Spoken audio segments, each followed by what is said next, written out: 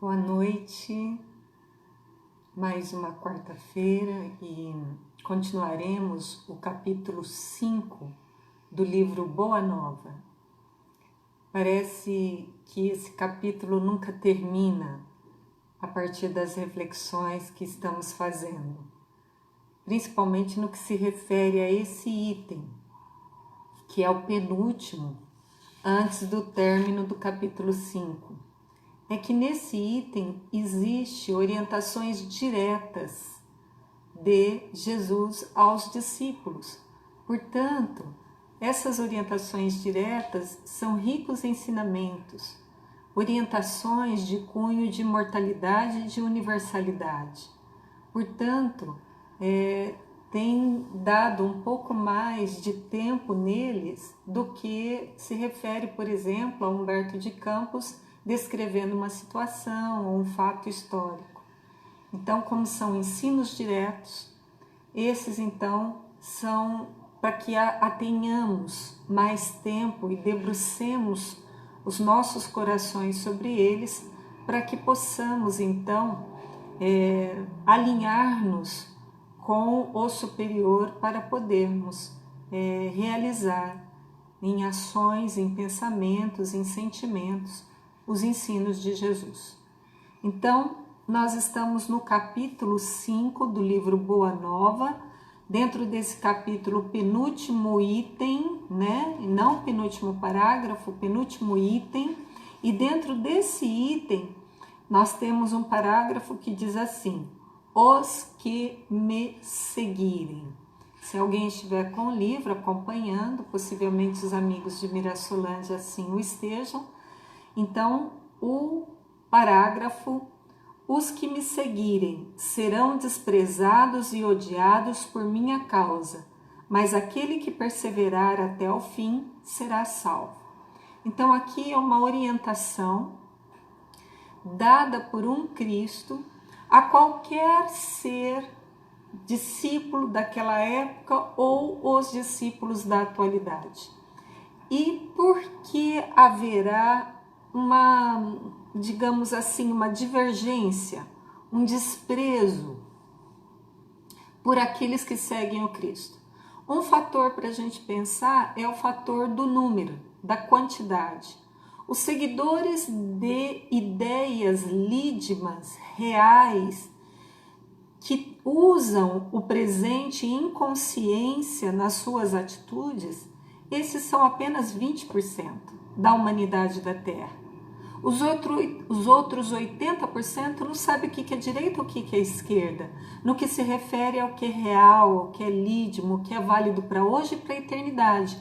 Por isso, então, aqueles 20%, eles têm uma aversão da maioria.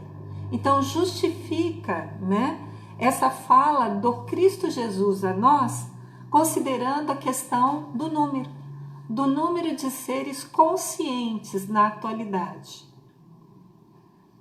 Mas, conscientizando-nos de que isso vai acontecer, o Cristo também nos coloca uma lei. Uma lei. A lei de ação e reação.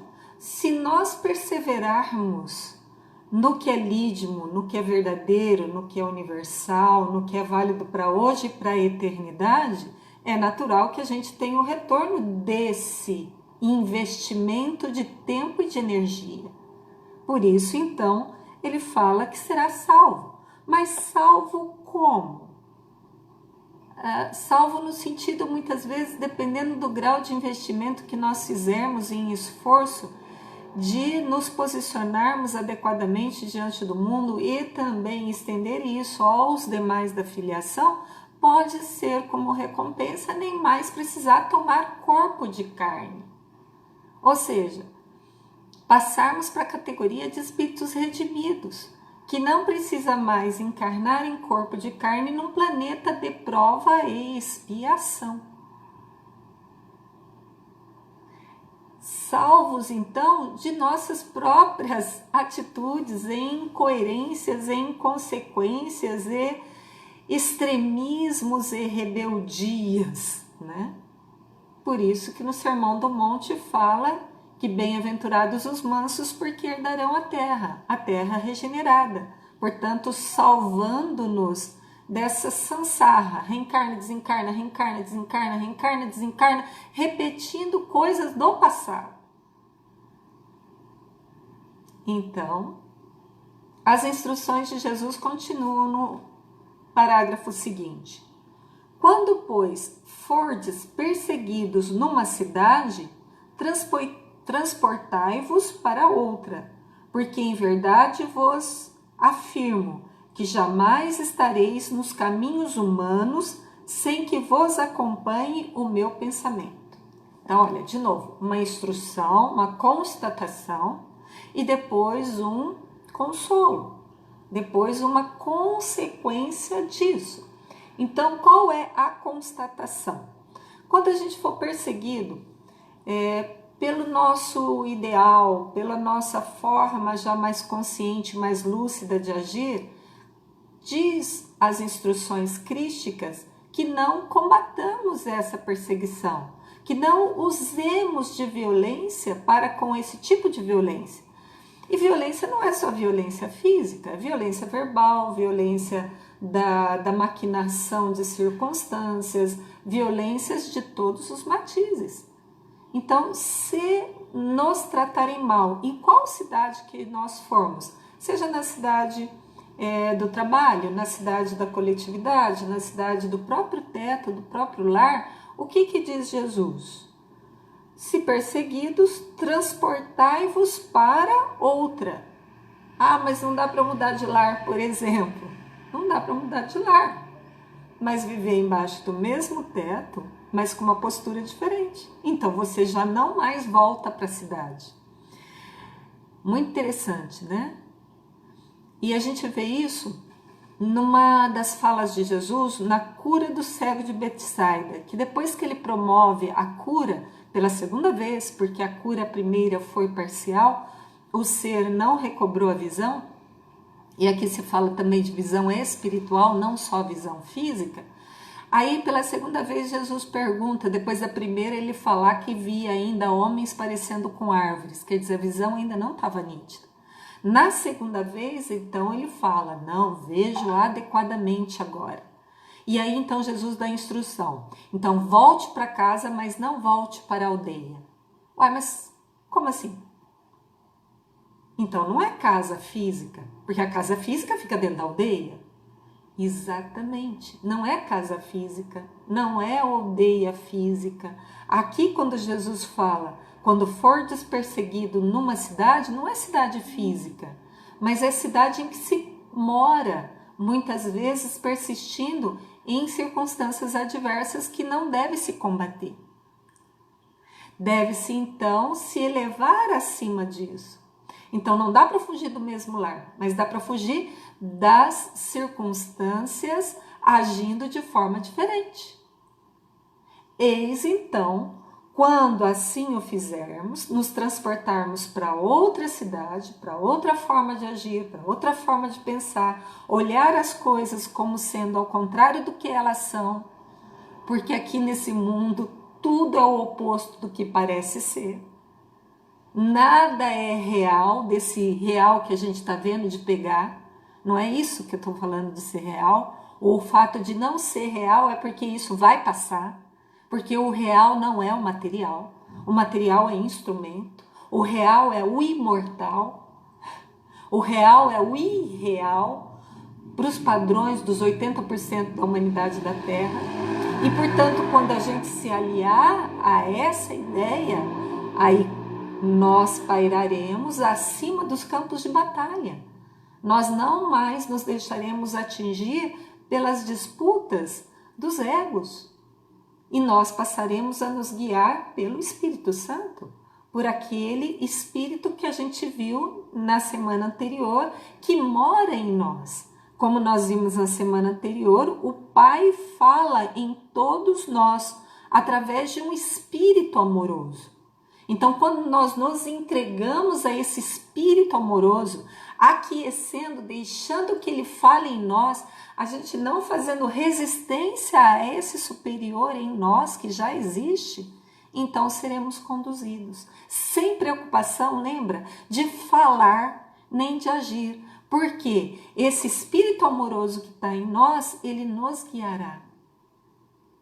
Não há fórmula geral para todos, porque cada um está numa cidade, cada um está numa morada. Então, não há regra geral para todos. Tem parâmetros que a gente conhece através dos esquemas das religiões, né? Dos esquemas filosóficos. Mas a real religião é nós permitirmos que esse Espírito amoroso que habita em todos nós, que podem chamar do que quiser, Deus em nós, Cristo em nós, Espírito Santo. Importante é que esse Espírito amoroso possa se manifestar se a gente assim o deixar, se assim o escolher. Eu quero fazer de acordo com a vontade do Pai. Então esse Espírito amoroso nos guiará. E se assim o fizermos, Jesus nos promete que nunca estaremos sozinhos nos caminhos humanos, porque o pensamento do Cristo estará conosco. O pensamento do Cristo não é o Cristo, não é Jesus do nosso lado materializado, mas o pensamento do Cristo estará conosco. Ou seja, esse Espírito amoroso de Deus. Porque Jesus é o maior exemplo desse Espírito amoroso de Deus que habita em todos nós e que estava em plenitude, em 100%. E ele então nos fala que nós não caminharemos sozinhos. Porque o Espírito amoroso de Deus, ou a voz crística, o pensamento crístico, habita em nós e não nos abandonará, estará conosco. No parágrafo seguinte, se tendes de sofrer, considerai que também eu vim à terra para dar o testemunho, e não é o discípulo mais do que o mestre, nem o servo mais do que o Senhor. Ou seja, uma das formas de nós entendermos isso. Todos nós temos karmas, temos consequência das nossas ações. Portanto, ficará pesadinho, né? O meu fardo, lembra Jesus falando? Meu fardo é leve, meu jugo é suave. Então tem fardo, então tem jugo, então tem dor, tem sofrimento. Mas esse sofrimento não é porque Deus mandou, é porque nós escolhemos, porque poderia ter escolhido diferente, portanto, está recebendo coisas diferentes. Mas se estamos recebendo o que estamos recebendo, não há falha na lei. É consequência das ações. E, portanto, se tivermos que sofrer, façamos como Jesus, que não tinha que sofrer, que não tinha karma, que não tinha nenhum laivo, vamos dizer assim, equívocos humanos, porque ele já era a plenitude de Deus se manifestando. Se ele passou os testemunhos e ele que nem tinha que passar, mas fez por amor, então se ele é o maior em hierarquia, o menor então, o que nos resta? Nos resta ter consciência de que se o Cristo, Jesus, não tinha que passar, mas por amor veio e passou, nós, nas experiências da Terra, também devemos passar. Só que com um diferencial. Não com a nossa vontade, mas com a vontade nossa, cedendo à vontade do Espírito amoroso de Deus que habita em nós. Permitindo que esse Espírito amoroso se manifeste em nós. Ah, eu não sei como. Todo mundo sabe como, fazendo certo. Segundo esse Espírito amoroso. E não certo segundo nós e não certo segundo os 80% da humanidade. Então não é segundo a maioria. É segundo nós. Conosco e com Deus. Porque ao final das contas é entre eu e o Pai Celestial. entre você e o Pai Celestial, e não entre eu e você, né? Seu adversário da luz vai reunir contra mim as tentações e as zombarias, o ridículo e a crueldade que não fará aos meus discípulos. Então presta atenção na argumentação aqui do Cristo. Seus adversários da luz, adversário é contrário. Contrário ao que é lídimo, ao que é verdadeiro, ao que é real, ao que é válido para hoje, para amanhã e para a eternidade, e é válido em todo o universo, porque é uma verdade universal. Vai reunir contra mim as tentações e as zombarias, o ridículo e a crueldade. Então, esse adversário da luz, normalmente quando a gente pensa em algum ser, alguma instituição, algum homem, alguma mulher, algum profissional, mas não é isso. Porque tem muito das características aqui ditas por Jesus que é interno, que é íntimo. Por exemplo, tentações. Tentação é íntimo. Por exemplo, um bolo de chocolate maravilhoso. É tentação para mim que gosto de chocolate. Mas quem já venceu esse hábito do doce? Não é tentação. Então, é interno.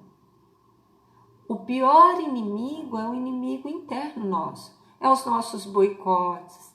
É nós ainda cedermos ao ego e não à verdade. Eis a principal tentação. Eis o principal adversário da luz, né?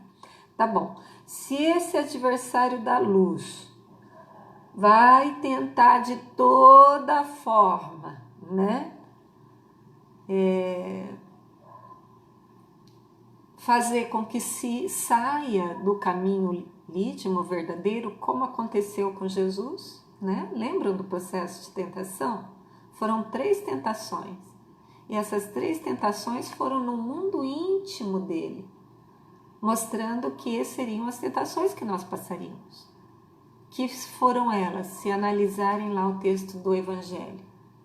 O orgulho, a vaidade e o egoísmo. Eis os adversários da luz, que podem se materializar externamente na forma de pessoas ou instituições, mas o principal é no interno, no que ainda temos internamente dentro de nós, de orgulho, de vaidade, de egoísmo. É esse principal adversário, para que não continue a brilhar nossa luz com a intensidade com que Jesus veio acender. Todavia, sabeis que acima de tudo está nosso Pai, e que, portanto, é preciso não temer, pois um dia toda a verdade será revelada e todo bem triunfará. O que é válido aqui é que tudo tem fim. Tudo tem começo, meio e fim, é ciclos. O ciclo da Terra de prova e expiação está concluindo, está terminalizando. Nós teremos dentro de algumas décadas, muito mais ostensivamente na Terra, a característica de regeneração. Mas para isso, como a humanidade ainda 80% está equivocada e está ostensivamente, né, trabalhando para que não se instale essa realidade, essa fatalidade, é que vem essa fala de Jesus. Tudo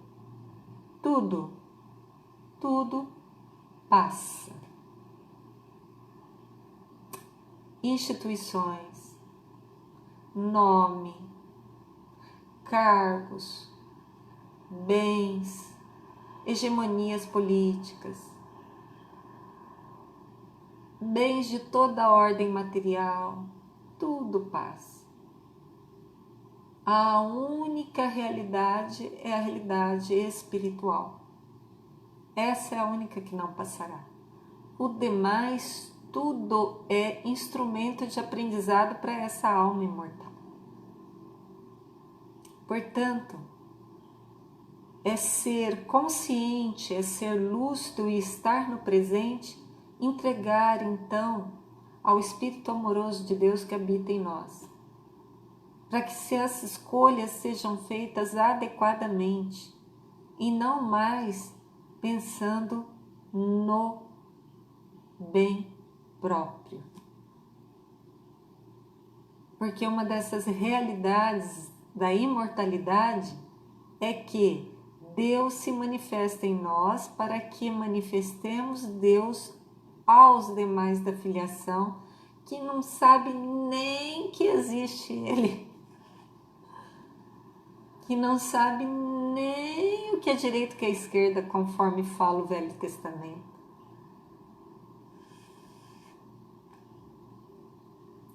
O que vos ensino em particular, difundi-o publicamente, porque o que agora escutais aos ouvidos será objeto de vossas pregações de cima dos telhados. Então vamos analisar essa frase, porque ela tem aqui um pouquinho também do sermão profético, em relação a estar em cima dos telhados. O que vos ensino em particular. Então lembra, 20% da humanidade ainda é um particular, é um colóquio particular entre o Espírito amoroso de Deus e algumas criaturas que se predispõem a ouvir, a enxergar, a ver, conforme os olhos do Cristo. O que a gente vê então, o que está sendo passado, o que está sendo ensinado, o que nós estamos lucidamente tendo acesso agora, com mais consciência, difundir publicamente. Mas não é ir na praça pública e ficar pregando, não é assim, não é na fala. A difusão pública é nas ações, é no comportamento, é na atitude. E se não dá para fazer, é na vibração, é no pensar. E isso então reverbera, expande e atinge aos demais corações, mesmo se esses corações não têm consciência. Mas algo muda, é quântico. Porque o que agora escutais aos ouvidos será objeto de vossas pregações de cima dos telhados. Então, Jesus recomenda que nossos pensamentos, nossas atitudes, nossos sentimentos sejam em cima dos telhados. Porque esse é o tipo de pregação, né? Não é só por fala. Mas que seja em cima dos telhados, ou seja, o que nós já conhecemos de justo, de belo, de verdadeiro, não mais voltemos à retaguarda, não mais façamos como já fizemos há milênios, repetidamente. Façamos agora diferente, escolhamos pelo Espírito amoroso de Deus falar a cada um de nós e conduzir. Não devemos nos preocupar com o que falar, como fazer, porque se nós escolhermos esse Espírito Santo em nós, ele então se encarregará do que falar, para quem falar, onde falar, com quem falar. E lembrando que falar não é só verbal, é sentir, é atitude, é pensamento. Então, não mais desçamos, já adquirimos uma certa condição de sermos professores de Deus aqui na Terra, sem nenhum orgulho, nenhuma vaidade, mas é fazer conforme o Cristo faria. Então é conforme Deus, nosso Pai, assim o quer.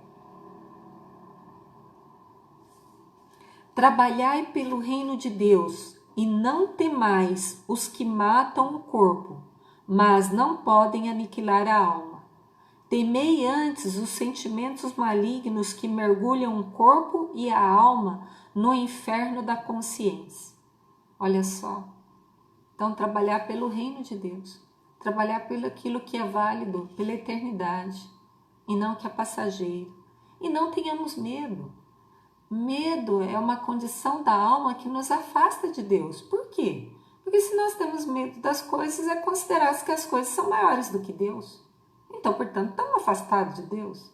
Então, os inimigos externos e os inimigos internos não devem ser para nós motivo de medos, de temores excessivos, porque tudo é lição, tudo é aprendizado. Então não tem medo do que mata o corpo, porque o corpo vai morrer mesmo, se não for agora é daqui a alguns anos.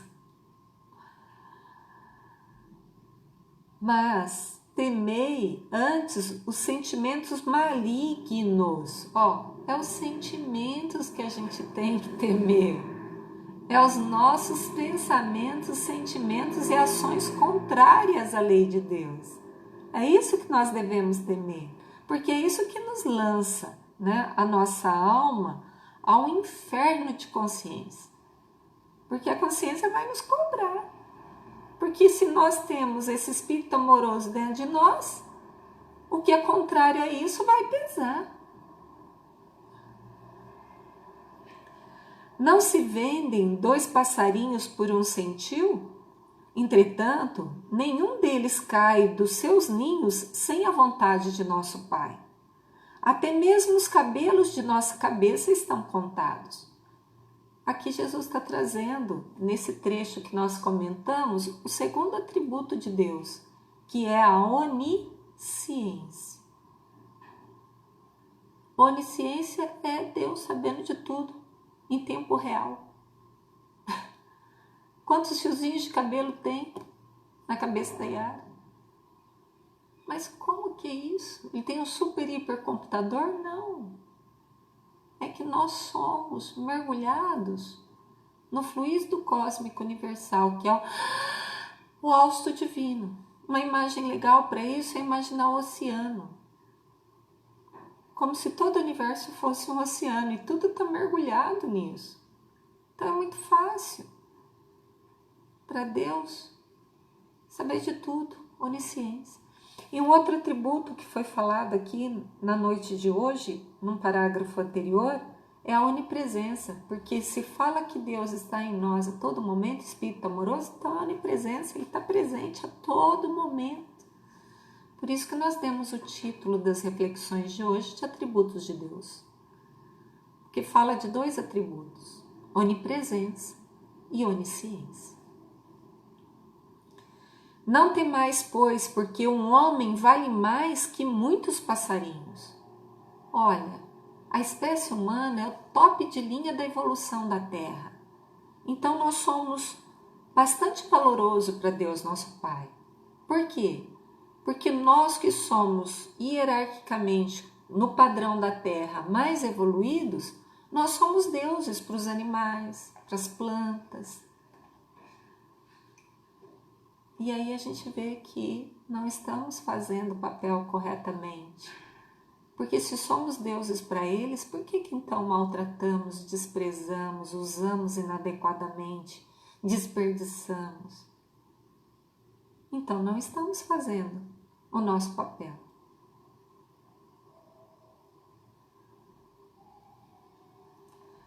Empregai-vos amor do Evangelho, e qualquer de vós que me confessar diante dos homens, eu o confessarei igualmente diante de meu Pai que estás no céu. Então, o símbolo do Evangelho é o símbolo do que já se aprendeu, de lídimo e verdadeiro. Então, aquilo que já aprendemos, coloquemos em prática, que isso é confessar, isso é testemunhar, isso é dar notícia, né? Ouvir, realizar, o que já foi revelado para nós e nós já conseguimos abstrair e concretizar em nós. Veja, confessar diante dos homens. Então, é estender o que já possuímos aos outros. Eis como nos confessamos. E aí toca o coração. Às vezes até conscientemente o outro fala assim, uai, mas o que você tem que você faz? Uai, o que eu faço? Estendo aquilo que eu já recebi. Essa é a lei. Nós temos grande poder, mas esse poder não vem de nós. Esse poder vem de Deus. A gente usa o poder de Deus, a mente divina, para fazer de tudo. E 80% das nossas ações diárias é utilizando inadequadamente, talvez até mais, usando o poder divino, usurpando, roubando, enquanto que os bens divinos, a fonte divina, deveria ser estendida aos demais da filiação. Se assim nós fizermos, recebendo e transmitindo aos demais, eu o confessarei igualmente diante do meu Pai que está nos céus. Então, o Pai que está no céu é o padrão de qualidade, universal, o último, maior. Se nós realizarmos esse L, receber e transmitir para o restante dos nossos irmãos da filiação divina, nós também seremos identificados como filhos de Deus, assim como Cristo Jesus foi identificado. Porque reconhecer-nos e os outros nos reconhecer como filhos de Deus é porque nós fazemos segundo a vontade do Pai. E com isso, meus amigos, nós terminamos esse penúltimo item do capítulo 5. Contamos com a presença de todos para já ler, o último item desse capítulo 5, que semana que vem nós trabalharemos. Um abraço fraterno para todos e que essas instruções ressoem profundamente dentro de nós, para que venhamos a sentir, a pensar e a agir em consonância com o que já conhecemos do Evangelho. Abraços fraternos.